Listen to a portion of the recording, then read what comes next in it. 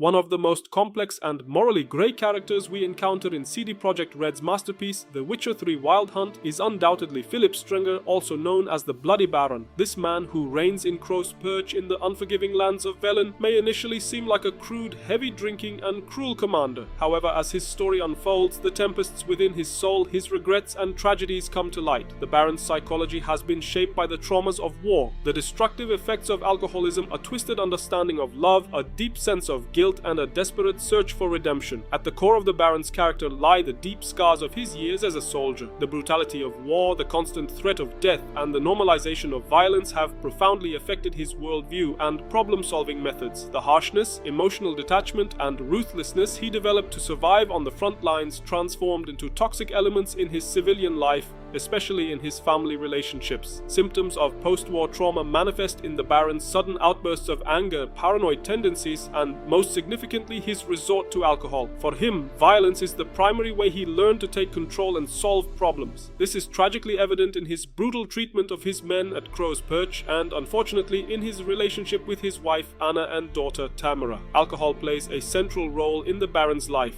For him, drink is not merely a source of pleasure but also an escape from painful realities, guilt, and an inner void. His reliance on alcohol in situations of stress, sadness, or conflict is an attempt to temporarily numb his problems rather than confront them. However, this solution creates a vicious cycle. Alcohol clouds his judgment, increases his aggression, and consequently leads to more regret and guilt. A significant portion of the horrific fights with his wife Anna and the violence he inflicted occurred under the influence of alcohol. The Baron, who feels remorse for his actions when sober, recklessly repeats them when drunk. This painfully illustrates how alcoholism can usurp an individual's will and suffocate even the best intentions. The Baron's love for Anna is one of the most tragic and complex aspects of the story. Superficially, he claims to love his wife and daughter very much. However, this love is overshadowed by unhealthy possessiveness, jealousy, and a desire for control. The possibility of Anna leaving him or defying him triggers a deep fear of loss and rage in the Baron. The classic cycle of domestic abuse, escalating tension, an act of violence, remorse, and promises of reconciliation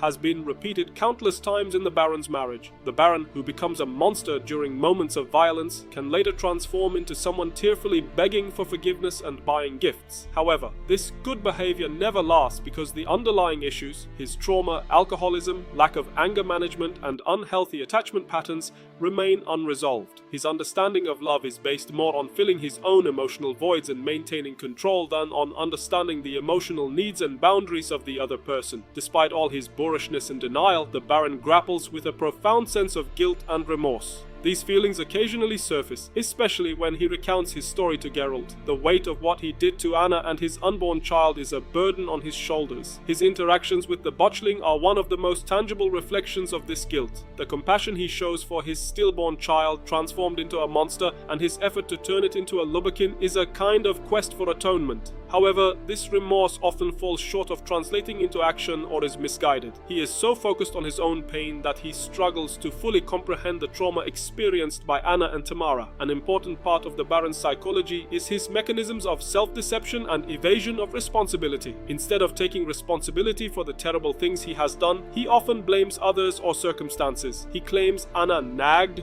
provoked him, or that the war made him this way. This is a way of avoiding confronting the consequences of his own actions, because accepting the truth in its entirety means facing his own monstrosity, which is an unbearable burden for him. However, as the story progresses and with Geralt's inquiries, these defense mechanisms occasionally crack and painful truths emerge.